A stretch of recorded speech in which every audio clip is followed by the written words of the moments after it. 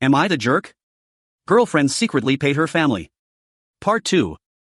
But she just kept repeating that the gifts were from her family, so they should be hers. Now I'm left wondering, am I the jerk for expecting the gifts to be for both of us? As I think back to the party, I realize that her family's generosity was not just about her, but about our future together. The engagement party was a celebration of our love and commitment to each other, and the gifts we received were a symbol of their support for our union. I feel like my girlfriend is missing the point of what the party and the gifts were really about. I'm not trying to take advantage of her family's kindness, but I do think that the money should be used for our benefit, not just hers.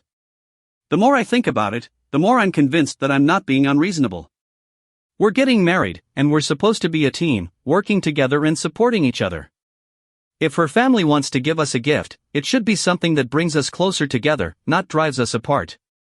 But at the same time, I can see why my girlfriend might feel like the money is hers, given that it came from her family. Maybe I'm just not seeing things from her perspective, and that's why we're having this disagreement. I decide to try and talk to her again, to see if we can find some common ground.